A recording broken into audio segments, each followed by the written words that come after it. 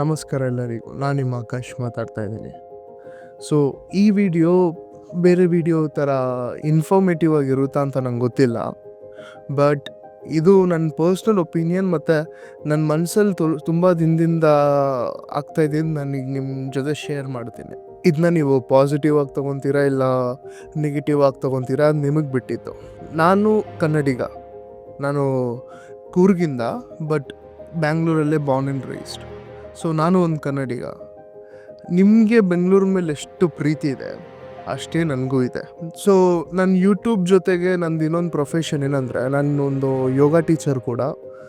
ಈಗ 6 to 7 ಇಯರ್ಸಿಂದ yoga teach ಮಾಡ್ತಾಯಿದ್ದೀನಿ. So ನನ್ನ ಪ್ರೈಮರ್ಲಿ ಕ್ಲೈಂಟ್ಸು ಮೋಸ್ಟ್ಲಿ US ಇಂದ ಇರ್ತಾರೆ, ಸೌತ್ ಆಫ್ರಿಕಾಯಿಂದ, ದುಬೈಯಿಂದ, ಮತ್ತು ಮೋಸ್ಟ್ಲಿ 99% ನಾರ್ತ್ ಇಂಡಿಯವ್ರು ಇರ್ತಾರೆ.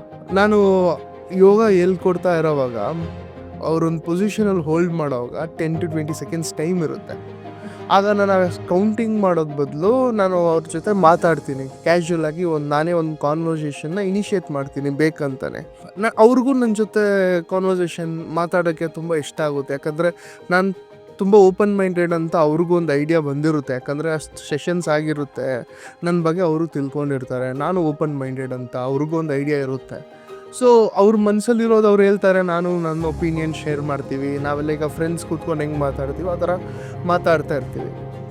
ಕೆಲವು ದಿನದಿಂದ ಒಂದು 1 year 1.5 year ತುಂಬ ಅವ್ರ ಕಡೆಯಿಂದ ನಾನು ಏನು ಕೇಳ್ತಾ ಇದ್ದೀನಿ ಅಂದರೆ, ಬೆಂಗಳೂರಷ್ಟು ಸೇಫ್ ಅನ್ನಿಸ್ತಾ ಇಲ್ಲ ನನಗೆ ಅಂತಾರೆ. ನಾನು ಬೀಯಿಂಗ್ ಅ ಬೆಂಗಳೂರಿಯನ್, ನಾನು ಈ ಊರವನಾಗಿ ನನಗೆ ಒಂಥರ ಏನಕ್ಕಪ್ಪ ಈ ಥರ ಹೇಳ್ತಾ ಇದ್ದಾರೆ ಅಂತ ಒಂದು ಕ್ಯೂರಿಯಾಸಿಟಿ. ಏನಕ್ಕೆ ಅಂತ. ಬೆಂಗಳೂರು ಸೇಫ್ ಅಲ್ಲ ಅಂತ ಇದ್ದಾರೆ. ಒಬ್ಬರಲ್ಲ ಇಬ್ಬರಲ್ಲ, ಪ್ರತಿಯೊಂದು ಕ್ಲೈಂಟು ಅದೇ ಅಂತ ಇದ್ದಾರೆ. ನನಗೊಬ್ರು ತಮಿಳ್ ಕ್ಲೈಂಟ್ ಇದ್ದಾರೆ, ಅವರು ಕೂಡ ಅದೇ ಅಂತ ಇದ್ದಾರೆ. ನೀವೀಗ ಆನ್ಲೈನಲ್ಲಿ ಕಮೆಂಟ್ಸ್ ನೋಡಿರ್ತೀರ, ಬೆಂಗಳೂರು ನಿನ್ಗೆ ಇಷ್ಟ ಇಲ್ಲ ಅಂದರೆ ಬಿಟ್ಟೋಗು ಅಂತ ಕಮೆಂಟ್ಗಳಾಗ್ತೀರ. ನನಗೂ ಬ್ಯಾಕ್ ಆಫ್ ದ ಮೈಂಡ್ ಅದೇ ಅನಿಸುತ್ತೆ, ಬೆಂಗಳೂರು ಇಷ್ಟ ಇಲ್ಲ ಅಂದರೆ ಮತ್ತು ಇವ್ರು ಏನಕ್ಕಪ್ಪ ಬೆಂಗಳೂರಲ್ಲಿ ಇಡೋದು. ಬಟ್ ನನ್ನ ಕ್ರಿಟಿಕಲ್ ಥಿಂಕಿಂಗ್, ನಾನು ಒಂದು 10 ನಿಮಿಷ ಕೂತ್ಕೊಂಡು ಯೋಚನೆ ಮಾಡಿದ್ರೆ ಅವ್ರು ಹೇಳಿದಕ್ಕೆ ಅರ್ಥ ಏನಂತ ನನಗೆ ಆವಾಗ ಅರ್ಥ ಆಗ್ತಾಯಿತ್ತು. ಸೊ ಅದನ್ನ ನಿಮಗೆ ನಾನು ಇವತ್ತು ಶೇರ್ ಮಾಡ್ತೀನಿ.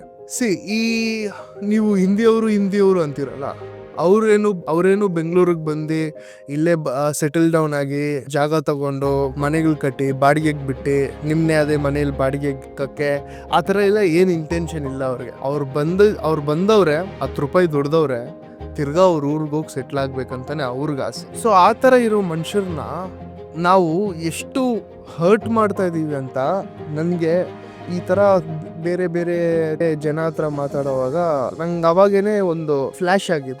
ಹೌದಲ್ವಾ, ಈ ಥರನೂ ಈಗ ಆಗ್ತಾ ಇದೆ ಬೆಂಗಳೂರಲ್ಲಿ ಅಂತ. ಫಸ್ಟು ನಾವು ಟ್ಯಾಕ್ಸ್ ಕಟ್ಟೆ ಬದುಕ್ತಾ ಇದ್ದೀವಿ, ಅವರು ಟ್ಯಾಕ್ಸ್ ಕಟ್ಟೆ ಬದುಕ್ತಾ ಇರೋದು.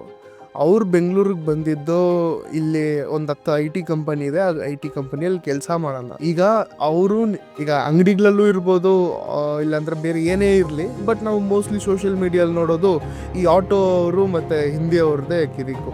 ಹಿಂದಿಯವರು ಕಿತ್ತಾಡ್ತಾರೆ, ನಾನು ಕನ್ನಡ ಕಲಿಯಲ್ಲ, ಏನಕ್ಕೆ ಕಲಿಬೇಕು, ಇದು ಇಂಡಿಯಾ ಅಂತ ಅವರು ಕಿತ್ತಾಡ್ತಾರೆ. ಇಲ್ಲಿ ಆಟೋ ಅವರು ನೀನು ನಮ್ಮೂರಲ್ಲಿರೋದು, ನೀನು ನಮ್ಮ ಭಾಷೆ ಕಲಿ ಅಂತಾರು ಕಿತ್ತಾಡ್ತಾರೆ. ಓಕೆ ನನಗೆ ಅದು ಅರ್ಥ ಆಯಿತು.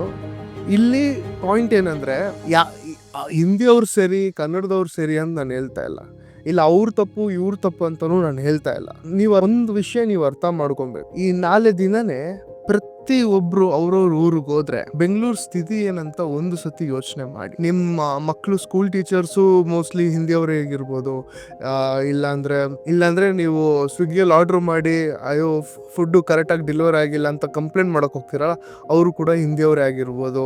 ಒಂದು ಸೊಸೈಟಿ ಕರೆಕ್ಟಾಗಿ ಫಂಕ್ಷನ್ ಆಗಬೇಕಂದ್ರೆ ಎಲ್ಲ ಪಾರ್ಟೀಸು, ಅದು ಭಾಷೆ ಧರ್ಮ ಏನು ಅದರಲ್ಲಿ ಬರಲ್ಲ.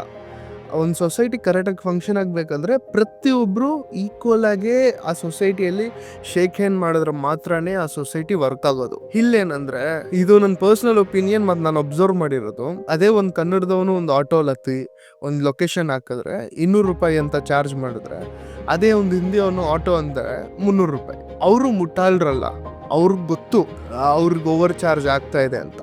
ಬಟ್ ಅವ್ರಿಗೇನಪ್ಪ, ಶಾಂತಿ ಸಮಾಧಾನ ಆಗಿ ನನ್ನ ಪಾಡಿಗೆ ನಾನು ಮನೆಗೆ ಹೋಗಿ ಸೇರಿದ್ರೆ ಸಾಕು ಅಂತ ಅವ್ರದ್ದೊಂದು ಇಂಟೆನ್ಷನ್ ಇರುತ್ತೆ. ಅವ್ರಿಗೂ ಸೇಫ್ಟಿ ಮ್ಯಾಟರ್ ಆಗುತ್ತೆ. ಬೇರೆ ಊರು ಯಾಕೆ ಸುಮ್ಮನೆ ಕಿರಿಕು, 100 ರೂಪಾಯಿ ತಾನೆ ಹೋದ್ರೆ ಹೋಗ್ಲಿ, ಅವರು ಆ ಥರ ಯೋಚನೆ ಮಾಡ್ಕೊಂಡು ಬದುಕ್ತಾ ಇರ್ತಾರೆ. ಅಂಥವ್ರನ್ನ ತೋಡಿ ಕಿರಿಕಿಗೆ ಎಲಿಯೋರು ಯಾರಂತ ನಮಗೆ ಗೊತ್ತು. ಈಗ ಕನ್ನಡ ಅಂತ ಹೋರಾಟ ಮಾಡೋದು ಒಂದು ಸಂಘ ಇದೆ.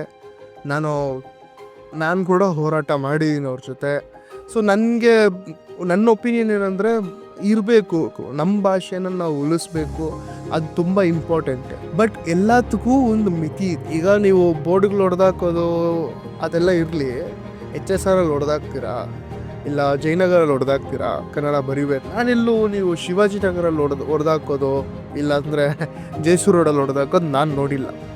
ಇಲ್ಲಿ ನಾನು ನೀವು ಕಾಂಗ್ರೆಸ್ಗೆ ಕೆಲಸ ಮಾಡ್ತಾ ಇದ್ದೀರಾ, ಇಲ್ಲ BJP ಕೆಲಸ ಮಾಡ್ತಾ ಇದ್ದೀರಾ ಅಂತ ನಾನು ಹೇಳ್ತಾ ಇಲ್ಲ. ಈಗ ನೀವು ಪ್ರೊಟೆಸ್ಟ್ ಮಾಡ್ತಿರೋ ರೀಸನು ಅಷ್ಟು ಸಿಲ್ಲಿಯಾಗಿತ್ತು. ಗ್ರೌಂಡ್ ರಿಯಾಲಿಟಿ ನನಗೂ ಗೊತ್ತು. ನಾನು ಕೂಡ ಒಂದು ಕನ್ನಡಿಗ, ನಾನು ಕನ್ನಡ ಅಂದರೆ ಹೆಮ್ಮೆ ಪಡೋನು. ನಾನು ಗ್ರೌಂಡ್ ರಿಯಾಲಿಟಿ ನನಗೆ ಗೊತ್ತು. ಯಾವುದಾದ್ರೂ ಒಂದು ತೆಲುಗು ಫಿಲಿಮ್ ರಿಲೀಸ್ ಆದರೆ ಅಲ್ಲೊಂದು 10 ಜನ ಹೋಗಿ ಫಿಲಿಮ್ನ ಥಿಯೇಟ್ರಲ್ಲಿ ಬರೋಕ್ಕೆ ಬಿಡಲ್ಲ. ಇಲ್ಲಾಂದರೆ ನೀವು ಒಂದು 500 ರೂಪಾಯಿ ತೊಗೊಂಡು ಆ ಪ್ರೊಟೆಸ್ಟ್ ಮಾಡ್ತಾಯಿದ್ದೀರೋ, ಇಲ್ಲಾಂದರೆ ನಿಮ್ಮ ಭಾಷೆಗಾಗಿ ನೀವು ಹೋರಾಡ್ತಿದ್ದೀರೋ, ಅದು ನಿಮಗೆ ಬಿಟ್ಟಿದ್ದು. ಬಟ್ ನಾನು ತಿರ್ಗಾ ಇನ್ನೊಂದು ಮಾತು ಏನು ಹೇಳಿದ್ರಿ, ಎಲ್ಲದಕ್ಕೂ ಒಂದು ಮಿತಿ ಇದೆ. ನಾಳೆ ದಿನ ನೀವು ಸಡನ್ನಾಗಿ ಎಲ್ಲರನ್ನೂ ಓಡಿಸಿ ಒಬ್ಬರೇ ಬದುಕ್ತೀರಾ ಅಂದರೆ ಹೆಂಗೆ ಬದುಕ್ತೀರಾ? ಒಂದು ಎಕಾನಮಿ ಹೆಂಗೆ ರನ್ ಆಗುತ್ತೆ? ನೀವು ಹೋರಾಟ ಮಾಡ್ತಾ ಇದ್ದೀರಾ, ಅದೇ ಹೋರಾಟ ಒಳ್ಳೆ ವಿಷಯಕ್ಕಾಗಿ ಮಾರಿ. ನಾವು ಹೋರಾಟ ಮಾಡೋದು ನಮಗೊಂದು ಫಂಡಮೆಂಟಲ್ ರೈಟ್, ಅದು ನಮಗೆ ಅಧಿಕಾರ ಇದೆ ಹೋರಾಟ ಮಾಡೋದಕ್ಕೆ. ಅದಕ್ಕಂತ ಬೇಕಾಬಿಟ್ಟಿಗೆಲ್ಲ ಹೋರಾಟ ಮಾಡ್ಕೊಂಡು ನೆಕ್ಸ್ಟ್ ನಿಮ್ಗೊಂದು ಗೊತ್ತಾ, ಈಗ ಡೆಲ್ಲಿಯಷ್ಟು ಪೊಲ್ಯೂಷನ್ನು ಭೂಮಿಯಲ್ಲೇ 2ನೇ 3ನೇ ಪ್ಲೇಸಲ್ಲಿ ಬರುತ್ತೆ. ಚೈನಾ ಆದಮೇಲೆ ಡೆಲ್ಲಿನೇ ಜಾಸ್ತಿ ಪೊಲ್ಯೂಷನಲ್ಲಿ ಬರುತ್ತೆ. ನೆಕ್ಸ್ಟು ಪೊಲ್ಯೂಷನ್ ಹೈಯೆಸ್ಟ್ ಆಗೋದು ಎಲ್ಲಿ? ಬೆಂಗಳೂರಲ್ಲಿ. ಅದಕ್ಕಾಗಿ ಹೋರಾಡಿ, ಒಳ್ಳೆ ರೋಡ್ಗಳಿಗಾಗಿ ಹೋರಾಡಿ. ನಾನು ಆ ರೋಡಲ್ಲೇ ಗಾಡಿ ಓಡಿಸೋದು, ನೀವು ಆ ರೋಡಲ್ಲೇ ಗಾಡಿ ಓಡಿಸೋದು. ಗುಂಡಿಗಳಿದ್ದಾವೆ, ಆ ಗುಂಡಿಗಳು ರೆಡಿ ಮಾಡಿಸ್ಬೇಕು, ಅದಕ್ಕಾಗಿ ಹೋರಾಡಿ. ಇಂಥ ವಿಷಯ ಎಲ್ಲ ನೀವು ಸಪೋರ್ಟ್ ಮಾಡಿಕೊಂಡು ಹೋರಾಡೋದು ಬಿಟ್ಟು, ಯಾರೋ ಬೋರ್ಡಲ್ಲಿ ಕನ್ನಡ ಹಾಕಿಲ್ಲ, ಇಲ್ಲಾಂದರೆ ಅವ್ರು ಕನ್ನಡ ಮಾತಾಡಿಲ್ಲ, ಅದು ಆ ಥರ ವಿಷಯಕ್ಕೆಲ್ಲ ಹೋರಾಡೋದು ಬದಲು, ಅದು ಚಿಕ್ಕ ವಿಷಯ ಅಂತ ನನಗನ್ನಿಸ್ತಾ ಇದೆ. ನಿಮ್ಗೆ ದೊಡ್ಡ ವಿಷಯ ಅಂತ ಅನ್ನಿಸ್ಬೋದು. ನಂದು ಪರ್ಸ್ಪೆಕ್ಟಿವ್ ಬೇರೆ ಥರ ಇರುತ್ತೆ, ನಿಮ್ಮದು ಬೇರೆ ಥರ ಇರುತ್ತೆ. ಯಾವಾಗಲೂ ಏನಾದರೂ ಒಂದು ವಿಷಯದಲ್ಲಿ ಕಿರಿಕ್ ಮಾಡ್ತಾನೇ ಇರೋದು ಸರಿ ಇರಲ್ಲ. ಫಸ್ಟು ಓಲಾ ಊಬರ್ ಅವ್ರ ಜೊತೆ ಕಿರಿಕ್ ಮಾಡಿದ್ರಿ, ಕಂಪನಿಗಳು ಬಂದು ನಮ್ಮ ಸವಾರಿಗಳನ್ನೆಲ್ಲ ಕರ್ಕೊಂಡು ಹೋಗ್ತವ್ರೆ ಅಂತ. ಅದಾದಮೇಲೆ ರ್ಯಾಪಿಡೋ ಅವ್ರ ಜೊತೆ ಕಿರಿಕ್ ಮಾಡಿದ್ರಿ. ಕಿರಿಕ್ ಮಾಡೋದಕ್ಕೆ, ಪ್ರೊಟೆಸ್ಟ್ ಮಾಡೋದಕ್ಕೆ 1000 ವಿಷಯಗಳಿದೆ. ಇಲ್ಲಿ ನೀವು ಪ್ರೊಟೆಸ್ಟ್ ಮಾಡೋ ವಿಷಯ ಒಳ್ಳೆ ವಿಷಯ ಆಗಿರ್ಬೇಕು. ಈ ಕರೆಕ್ಟಾಗಿ ಈ ವಿಷಯಗಳಿಗೆಲ್ಲ ಪ್ರೊಟೆಸ್ಟ್ ಮಾಡ್ಕೊಂಡು ನಿಂತ್ಕೊಂಡು ಹೆಮ್ಮೆಯಿಂದ ನಾನು ಕನ್ನಡಿಗ ಅಂತ ಹೇಳೋನ್ಗೆ ಈ ವಿಡಿಯೋ ನಿಮಗೆ ತಲುಪುತ್ತಾ ಅಂತ ನಂಗೆ ಗೊತ್ತಿಲ್ಲ. ನನ್ನ ಮೆಸೇಜ್ ನಾನು ಯಾರಿಗೂ ಭಯ ಪಡ್ತಿರೋ ಹೇಳ್ತೀನಿ, ಯಾಕಂದರೆ ನಾನೊಂದು ಕನ್ನಡಿಗ. ಈ ಕರ್ನಾಟಕ ಒಳ್ಳೆತನಕ್ಕಾಗಿ ನಾನು ಹೇಳ್ತೀನಿ. ಕನ್ನಡ ಭಾಷೆನ ಡೌನ್ ಮಾಡಿ ನಾನು ಇಲ್ಲಿ ಮಾತಾಡ್ತಾ ಇಲ್ಲ. ಈ ವಿಷಯಗಳಲ್ಲಿ ನನ್ನ ಕ್ಲೈಂಟ್ಸ್ಗೆ ಅನ್ಸೇಫ್ ಅನಿಸ್ತು. ಓಕೆ, ಎಲ್ಲ ಊರಲ್ಲೂ ಏನಾದರೂ ಒಂದು ಪ್ರಾಬ್ಲಮ್ ಇರುತ್ತೆ, ನಾವು ನಮ್ಮೂರೇ ಬೆಸ್ಟ್ ಅಂತ ಹೇಳ್ಕೊಂಡು ಓಡಾಡೋಕ್ಕಾಗಲ್ಲ, ಅದಂತ ಅವ್ರಿಗೂ ಗೊತ್ತಾಗುತ್ತೆ. ಈ ಥರ ಪ್ರಾಬ್ಲಮ್ಸ್ ಎಲ್ಲ ಚಿಕ್ಕ ವಿಷಯ ಅಲ್ವಾ, ನಿಮ್ಗೆ ಇದರಿಂದ ಏನಾದರೂ ಇಂಪ್ಯಾಕ್ಟ್ ಆಗ್ತಿದೆ ಅಂತ ಕೇಳಿದಾಗ ಅವ್ರೇನು ರೆಸ್ಪಾಂಡ್ ಮಾಡಿಲ್ಲ ಅದಕ್ಕೆ. ಯಾಕಂದರೆ ಅವ್ರಿಗೆ ಗೊತ್ತಾಯಿತು ನನ್ನ ಕೋಪ ಬರ್ತಾ ಇದೆ, ಯಾಕಂದರೆ ಬೆಂಗಳೂರು ಬಗ್ಗೆ ತಪ್ಪಾಗಿ ಮಾತಾಡುವಾಗ ನನ್ನ ಕುದಿಯುತ್ತೆ, ಅದು ಅವ್ರಿಗೆ ಗೊತ್ತಾಯಿತು. ಅವ್ರು ರೆಸ್ಪಾಂಡ್ ಮಾಡಿಲ್ಲ ತಿರ್ಗಾ. ಬಟ್ ನಾನು ನಿಮಗೆ ಕೇಳ್ತಾ ಇದ್ದೀನಿ, ನೀವು ರೋಡಲ್ಲಿ ನಿಂತ್ಕೊಂಡಿರೋ ಯಾರಾದರೂ ಮಚ್ ತಗೊಂಬಂದು ನಿಮ್ಮ ಹತ್ರ 100 ರೂಪಾಯಿ ಕೊಡು ಅಂತ ಕೇಳ್ತವ್ರ?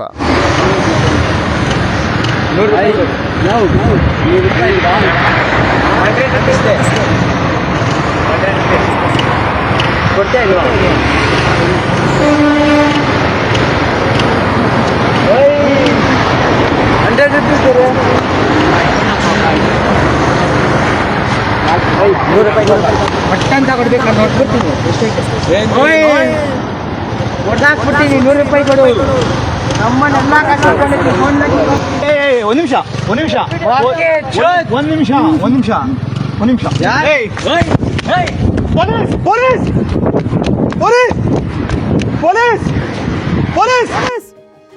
ಇಲ್ಲ ಅಂದರೆ ನಿಮ್ಮ ಬೀದಿಯಲ್ಲೇ ಪಕ್ಕದ ಬಿಲ್ಡಿಂಗಲ್ಲೋ ಇಲ್ಲ ಎಲ್ಲಾದರೂ ಡ್ರಗ್ಸ್ ಸಪ್ಲೈ ಮಾಡ್ತಾ ಇದ್ದಾರಾ? ಎಕ್ಸಾಂಪಲ್, ಉಡ್ತಾ ಪಂಜಾಬ್ ಅಂತ ಒಂದು ಫಿಲಿಮ್ ರಿಲೀಸ್ ಮಾಡಿದರು ಕೆಲವು ವರ್ಷ ಹಿಂದೆ. ಆ ಫಿಲಿಮಲ್ಲಿ ಆ ಪಂಜಾಬಲ್ಲಿ ಎಷ್ಟು ರ್ಯಾಪಿಡಾಗಿ ಡ್ರಗ್ಸ್ನ ಸ್ಪ್ರೆಡ್ ಮಾಡ್ತಾ ಇದ್ದಾರೆ, ಮಕ್ಕಳನ್ನ ಹಾಳು ಮಾಡ್ತಾ ಇದ್ದಾರೆ ಅಂತ ಆ ಫಿಲಿಮಲ್ಲಿ ಮೇಯ್ನಾಗಿ ಅವರು ತೋರಿಸಿತ್ತು.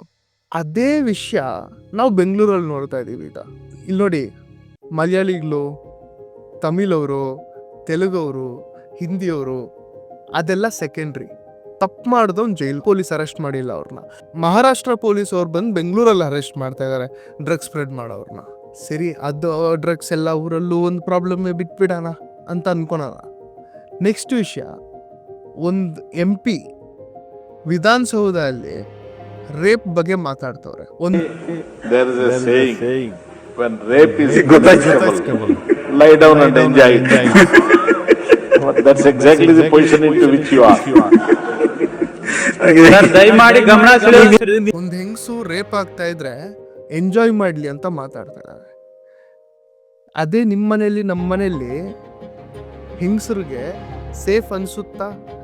ನಮ್ಮವ್ರಿಗೆ ಸೇಫ್ ಅನ್ಸಲ್ಲ ಅಲ್ವಾ? ಆ ಥರ ಒಂದು MP ಮಾತಾಡೋವಾಗ ಆಗ ಬೇರೆ ಕಡೆಯಿಂದ ಬಂದವರು ಅವ್ರ ಗೆಸ್ಟು, ನಮ್ಮ ರಾಜ್ಯದಲ್ಲಿ ಅವ್ರ ಗೆಸ್ಟು, ಅವ್ರಿಗೆ ಸೇಫ್ಟಿ ಅನ್ಸುತ್ತಾ? ಇದಕ್ಕಾಗಿ ಹೋರಾಟ ಮಾಡಿ. ಬೆಂಗಳೂರು ನಿಮ್ಮಪ್ಪಂದು ಅಲ್ಲ, ನಮ್ಮಪ್ಪಂದು ಅಲ್ಲ. ಹಿಂದಿಯವರು ಬೇರೆ ದೇಶದವರು ಅಲ್ಲ. ಅವ್ರಿಲ್ಲಿ ಬಂದು ನೆಮ್ಮದಿಗೆ ಬದುಕಿ ನೆಮ್ಮದಿಯಾಗಿ ಹೋಗೋಕ್ಕೆ ಅಂತ ಬಂದವರು. ಅವ್ರದ್ರಲ್ಲೂ 100 ಜನದಲ್ಲಿ ಒಬ್ರು ಇರ್ತಾರೆ ಈ ಡ್ರಗ್ಸಿಗೆ ಅಡಿಕ್ಟ್ ಆಗಿರ್ಬೋದು, ಇಲ್ಲಾಂದರೆ ನಾನು ಯಾಕೆ ಕನ್ನಡ ಕಲಿಬೇಕು ಅಂತ ಹೇಳೋರು ಇರ್ತಾರೆ. ಬಟ್ ನಮ್ಮಲ್ಲಿ 100 ಜನ ಅಲ್ಲ 10 ಜನ ಇದ್ದಾರೆ ಅವ್ರನ್ನ ಹೊಡಿಯೋಕ್ಕೆ, ಅವ್ರನ್ನ ಬಡಿಯೋಕ್ಕೆ, ಕಿರಿಕ್ ಮಾಡೋಕ್ಕಂತನೂ ಇಲ್ಲಿಯವ್ರು ಇದ್ದಾರೆ. ಅವರು ಸ್ಟಾಪ್ ಮಾಡ್ಬೇಕಂತಾನೆ ನನ್ನ ವಿನಂತಿ. ಯಾರು ನಿಮ್ಮ ಕೆಲ್ಸಗಳನ್ನ ಇಲ್ಲಿ ಬಂದು ಕಲ್ತನ ಮಾಡ್ಕೊಂಡು ಹೋಗ್ತಾ ಇಲ್ಲ. ಓದಿದ್ರೆ ನಿಮಗೆ ಕೆಲಸ ಸಿಗುತ್ತೆ, ನಿಮ್ಗೆ ಅರ್ಹತೆ ಇದ್ದರೆ ನಿಮ್ಗೆ ಆ ಕೆಲಸ ಸಿಕ್ಕೇ ಸಿಗುತ್ತೆ. ಆಫೀಸ್ ಪಾಲಿಟಿಕ್ಸ್ ಅಪ್ಪ, ಹಿಂದಿಯವರು ಅವ್ರವ್ರಿಗೆ ಕೆಲಸ ಕೊಡ್ತಾರೆ, ತಮಿಳವ್ರು ಅವ್ರವ್ರಿಗೆ ಕೆಲಸ ಕೊಡ್ತಾರೆ. ಎಷ್ಟು ಮಟ್ಟಕ್ಕೆ ಅದಿದ್ರೂ ಇರ್ಬೋದು, ಎಷ್ಟು ಮಟ್ಟಕ್ಕೆ ಇರುತ್ತೆ? ಪ್ರತಿ ಆಫೀಸಲ್ಲಿ ಪ್ರತಿಯೊಬ್ಬರು ತಮಿಳವ್ರನ್ನೇ ಕೆಲ್ಸಕ್ಕೆ ಕೇಳ್ಕೊಳಕ್ಕಾಗುತ್ತಾ? ಆಗಲ್ಲ. ಒಂದು ಕಡೆ 2 ಕಡೆ ಆ ಥರ ಕೇಸಸ್ ಇರ್ಬೋದು. ಪ್ರತಿ ಕಡೆ ಅದೇ ಥರ ಕೇಸ್ ಇರುತ್ತೆ. ನಾವೇ ಮಾತಾಡಿಕೊಂಡು ಅವ್ರನ್ನೆಲ್ಲ ಓಡಿಸ್ಬಿಟ್ಟು ನಾವು ಮಾತ್ರ ಬೆಂಗಳೂರಲ್ಲಿ ಬದುಕೋಣ, ನಡೆಯೋ ಕೆಲಸನೇ ಅಲ್ಲ ಅದು. ಬೆಂಗಳೂರು ನೆಕ್ಸ್ಟ್ ದಿನನೇ ಮಲ್ಕೊಳುತ್ತೆ. ನಾನು ಒಬ್ಬೊಬ್ರ ಮೇಲೆ ಕಮೆಂಟ್ ಮಾಡೋಕ್ಕೆ ಆಸೆ ಪಡೋಲ್ಲ. ಬಟ್ ಒಂದು ಕಂಪನಿ ಬೆಂಗಳೂರಿಂದ ಆಚೆ ಹೋದರೆ ಅಷ್ಟು ದೊಡ್ಡ ಲಾಸ್ ಅನ್ಸಲ್ಲ. 100 ಕಂಪನಿ ಹೋದರೂ ಅಷ್ಟು ದೊಡ್ಡ ಲಾಸ್ ಅನ್ಸಲ್ಲ. 1000 ಕಂಪನಿ ಹೋದರೆ ಬೆಂಗಳೂರಿಂದ, ಆವಾಗ ಯೋಚನೆ ಮಾಡಿ. ಹೋರಾಟ ಮಾಡೋದು ಒಳ್ಳೆ ವಿಷಯಕ್ಕಾಗಿ ಹೋರಾಟ ಮಾಡಿ. ಇವ್ರನ್ನ ಹೇಟ್ ಮಾಡಿಕೊಂಡು ನಮ್ಮ ಈಗೋನ ನಾವು ಸ್ಯಾಟಿಸ್ಫೈ ಮಾಡ್ಕೊಳೋಣ, ಅದು ಬೇಡ. ಎಲ್ಲರೂ ಚೆನ್ನಾಗಿರೋಣ, ನಾವೆಲ್ಲ ಒಂದೇ ದೇಶದವರು, ಎಲ್ಲರೂ ಚೆನ್ನಾಗಿರೋಣ.